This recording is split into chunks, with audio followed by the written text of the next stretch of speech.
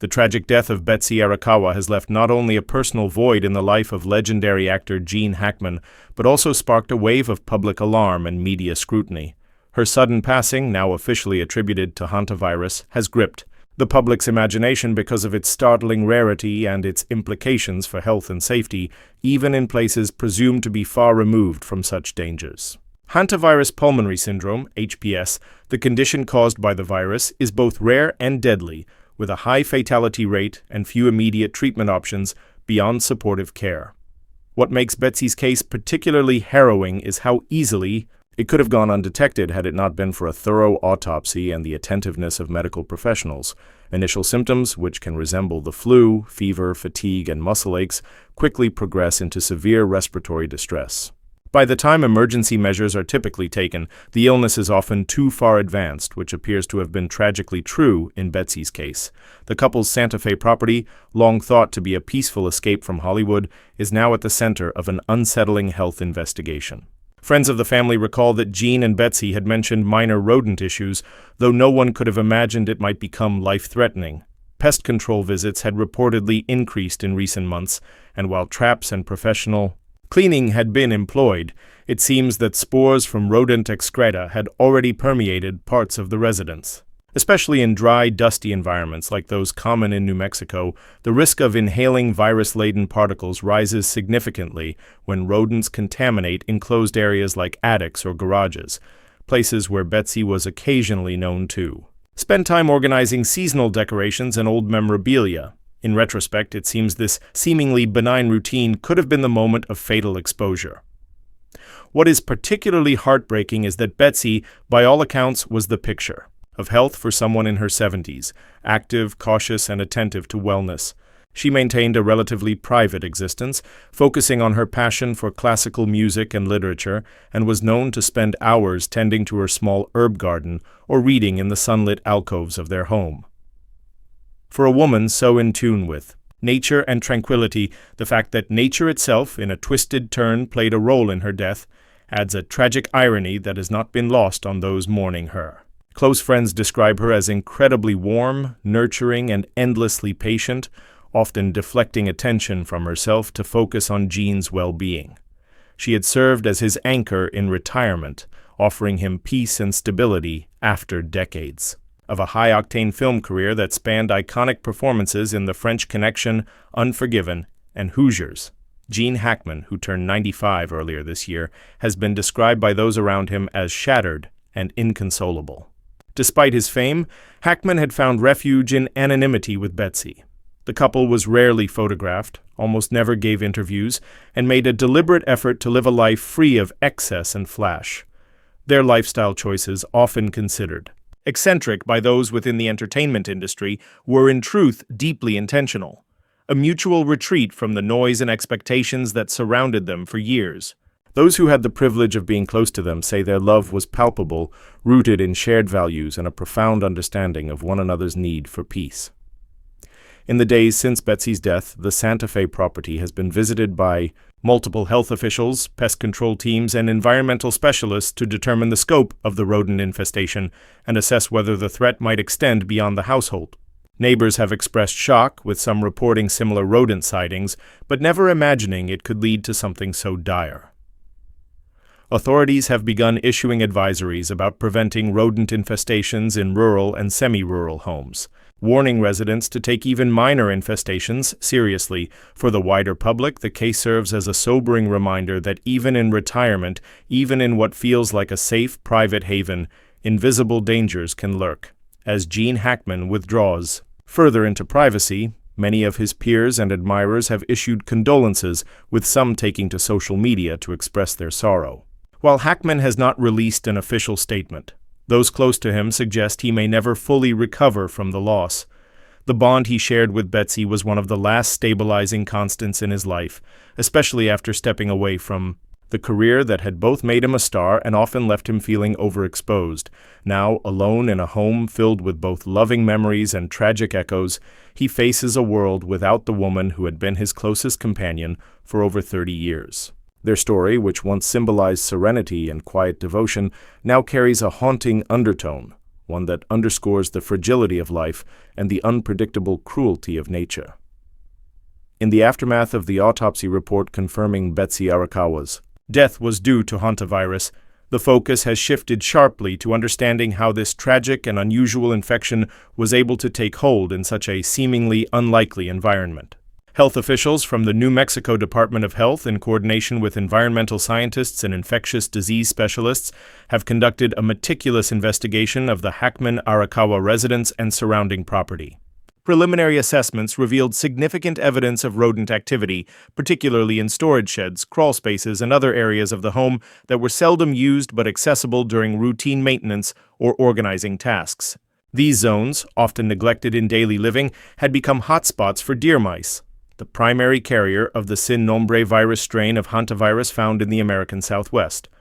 The discovery of droppings, nesting material, and gnawed insulation painted a chilling picture of how the virus may have lingered undetected in the air, waiting for the slightest disturbance to become a lethal threat. Betsy, who had reportedly been overseeing a minor reorganization of stored items in an outer building on the property, may have unknowingly stirred up dust contaminated with viral particles. Experts emphasize that even minimal disturbance, such as sweeping or moving boxes, can aerosolize particles from dried rodent waste. Once inhaled, these microscopic particles bypass the body's initial immune defenses and attack the lungs directly, triggering the rapid and often irreversible onset of hantavirus pulmonary syndrome. In the vastness of New Mexico's rugged landscape, such occurrences are rare but not unheard of, particularly during seasons where rodent populations spike and shelter indoors becomes appealing for the animals. What makes Betsy's case all the more tragic is how quietly the danger encroached, without warning signs or the telltale sense of urgency that more visible threats might provoke. The progression of Betsy's illness was as merciless as it was mysterious. Initially brushing off her fatigue and body aches as symptoms of a cold or seasonal flu, she continued with her usual routines, including daily walks and tending to her plants. But within a week, her symptoms intensified dramatically. Shortness of breath became alarming, and she began experiencing chest tightness and dizziness. By the time she was taken to Christus St. Vincent Regional Medical Center, her oxygen levels were dangerously low. Physicians initially suspected a severe respiratory infection, possibly COVID-19 or pneumonia, and began aggressive treatment. However, her condition spiraled quickly, with fluid accumulation in the lungs, a hallmark of hantavirus, making ventilation difficult. Despite intensive care, including oxygen therapy and medications to stabilize her blood pressure and organ function, her body could not recover. It wasn't until the post-mortem examination that hantavirus was confirmed, sending shockwaves through the medical team and family alike. The diagnosis explained the rapid pulmonary decline and organ failure, but it also raised painful questions. How could such a deadly virus have found its way into the home of someone so health-conscious and isolated from urban exposure? The answer lies in the cruel unpredictability of nature and the insidious manner in which diseases like hantavirus can lurk undetected in the mundane corners of domestic life. Betsy's passing has now become a case study for public health experts, underscoring the urgent need for increased awareness and prevention efforts, especially in regions where the virus is known to exist. The CDC has since issued renewed guidelines urging homeowners to take protective measures when cleaning rodent-infested areas, including wearing respirators, ventilating spaces thoroughly, and using wet cleaning methods instead of sweeping. For Gene Hackman, the confirmation brought both clarity and devastation. Friends close to the actor say he was in disbelief, struggling to comprehend how a seemingly healthy and active woman could be gone in a matter of days from something so obscure and unexpected. The sudden loss of Betsy has left him shaken and withdrawn, mourning not only the death of a beloved partner, but also the brutal randomness of the event. Their home, once a sanctuary, has become a reminder of a hidden danger that claimed the life of someone who meant everything to him. As investigations continue and public health messaging intensifies, Betsy's tragic death serves as a solemn reminder of the silent risks that can exist even in the most peaceful of places. The confirmation of hantavirus as the cause of Betsy Arakawa's Tragic death has spurred swift and urgent action from health authorities in Santa Fe and across New Mexico. With the virus posing a potentially lethal threat to anyone exposed to rodent-infested environments, public health officials have intensified their outreach efforts, warning residents, particularly those in rural or semi-rural locations, to take preventive measures seriously. A region-wide advisory was issued within days of the autopsy findings, cautioning homeowners, ranchers, and those living near natural areas to remain vigilant when entering garages, storage sheds, barns, or any enclosed spaces that may harbor rodent activity. The New Mexico Department of Health, in coordination with the Centers for Disease Control and Prevention, CDC, has expanded its guidelines to include specific instructions on how to safely handle suspected rodent contamination. Residents are being urged to avoid sweeping or vacuuming droppings and instead use disinfectant solutions, soak contaminated areas thoroughly, and clean using disposable materials while wearing protective gear such as N95 masks and rubber gloves. Local news outlets and social media platforms have been flooded with safety announcements and interviews with epidemiologists who stress that hantavirus, while rare, is deadly and unforgiving. Authorities have made Betsy's case a focal point in these campaigns, not to sensationalize her death, but to personalize the danger in hopes that it compels people to act. Her story, one of quiet domestic life and an undetected threat lurking in her own home, resonates deeply. The fact that someone with access to healthcare, knowledge, and resources could still fall victim so quickly to an invisible danger has shaken the community to its core. Pest control companies have reported a surge in calls from concerned homeowners, many now seeking professional help to assess and decontaminate their properties. The governor's office has even discussed introducing state-funded subsidies for rodent control services for low-income households in affected regions. Meanwhile, Gene Hackman remains cloistered in grief. Friends describe him as utterly heartbroken, consumed by the loss of the woman who had been his emotional anchor and lifelong partner for over 30 years. Though never one to seek publicity, Hackman has always been deeply private, and the shock of losing Betsy in such an abrupt, agonizing way has left him emotionally paralyzed. His brief statement, released through a spokesperson, was spare but deeply emotional. He described Betsy as the foundation of his world, someone whose presence brought him peace and whose absence now leaves him adrift. In the statement, Hackman expressed deep gratitude for the medical staff at Christus St. Vincent Regional Medical Center, praising their tireless efforts to save Betsy, even as the disease overtook her fragile body. The message ended with a heartfelt request for privacy, a plea that those around him have respected without question.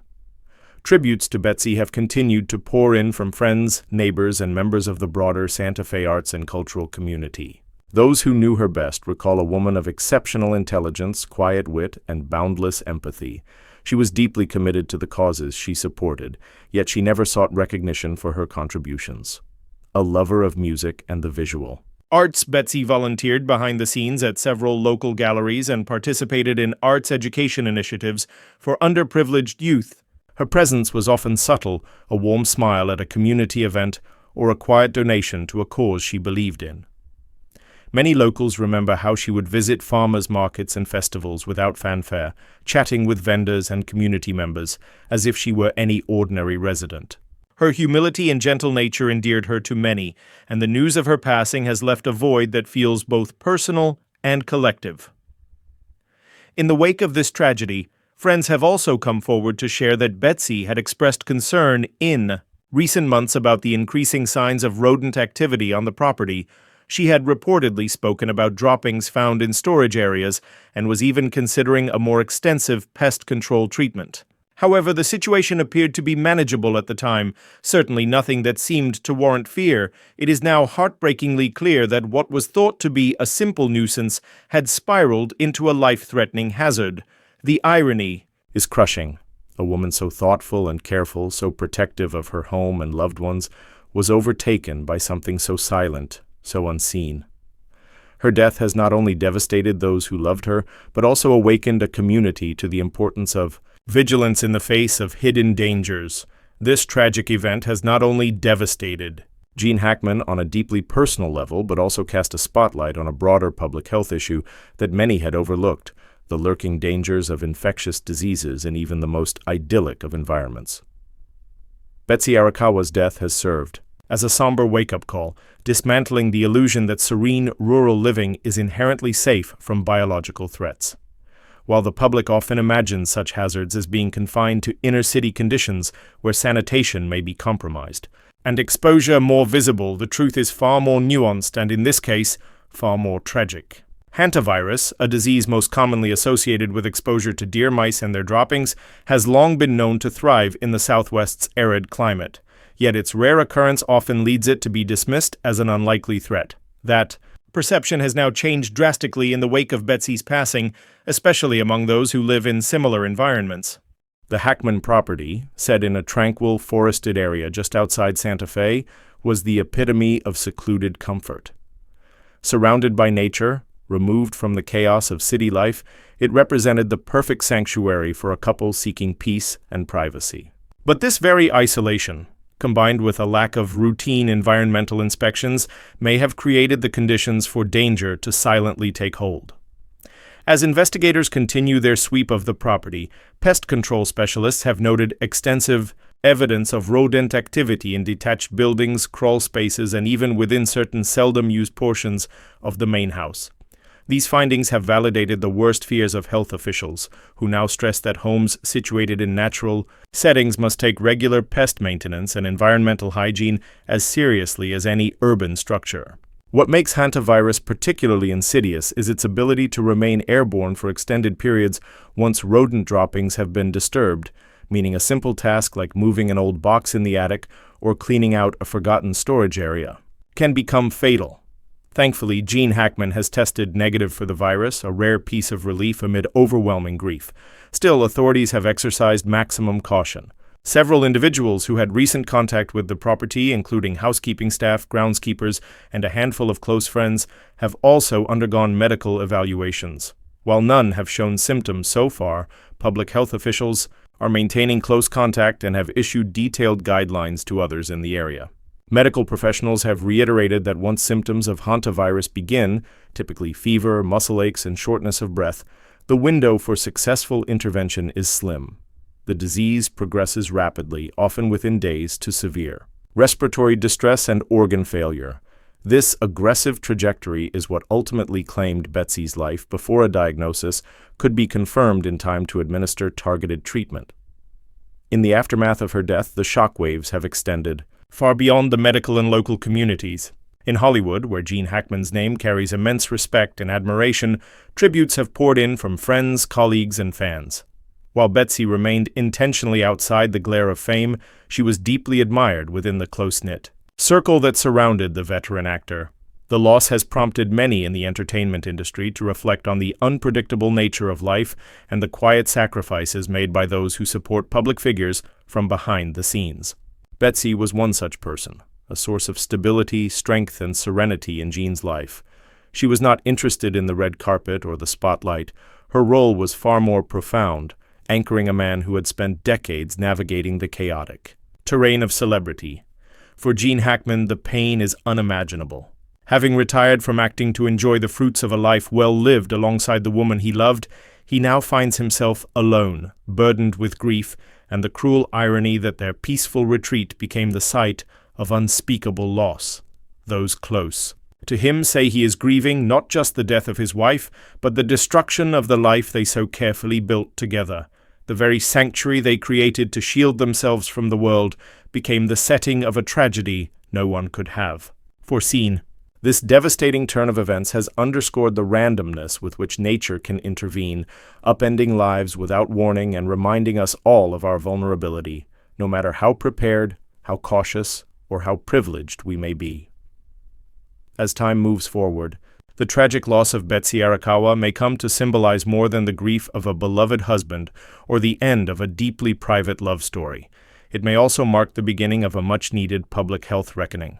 Her death, while heartbreaking and deeply personal, has become a catalyst for heightened awareness about the real and often overlooked risks posed by rodent-borne illnesses in rural America. Betsy's passing has awakened not only the Santa Fe community but also health authorities and legislators across the state and beyond, prompting renewed discussions about disease prevention, environmental safety, and the urgent need to bridge the gap between isolated living and modern public health practices. Betsy, who had always shunned the spotlight, now finds herself at the center of a conversation that could potentially save lives, a bittersweet legacy born of tragedy but fueled by the power of awareness and reform. In the wake of her death, public health organizations in New Mexico have begun to mobilize more proactively, seeking funding and scientific expertise to better understand the environmental patterns that facilitate the spread of Hantavirus. Researchers are calling for expanded studies on how climate change, drought conditions, and shifts in rodent behavior may be increasing the frequency and severity of outbreaks. Additionally, early detection technologies and public reporting systems are being considered for implementation in remote areas where medical help is not always immediately accessible.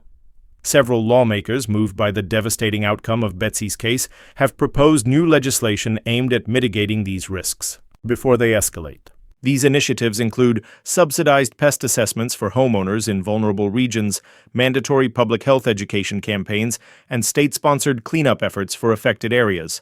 The hope is that these combined actions will not only honor Betsy's memory but also serve as a permanent safeguard against future tragedies. For Gene Hackman, these public developments stand in sharp contrast to the quiet, deeply personal mourning he continues to endure. Friends close to the actor say he spends much of his time reflecting on the decades he and Betsy shared, years marked by shared joys, unspoken understanding, and the profound companionship that only time can solidify. Their life together was intentionally simple, free of the demands of fame, and grounded in an appreciation for nature, art, and one another's presence. That simplicity has now been broken in the cruelest way, leaving Gene to navigate a world that feels foreign and empty without her by his side. Yet even in the face of this unbearable loss, he has expressed deep gratitude to those who have offered condolences, medical support, and efforts to transform sorrow into change. Betsy's life, once marked by her preference for discretion and humility, is now being celebrated not only for her personal qualities, but also for the impact her death has had on a broader societal level. Those who knew her describe a woman of compassion and quiet strength, someone whose kindness left a mark even if her name was not widely known. And now, ironically, in death, Betsy Arakawa has become a name synonymous with awareness, change, and caution, a tragic reminder that the comforts of home can conceal unseen perils, and that vigilance must be part of the everyday fabric of life, no matter how secluded or peaceful one's surroundings may seem.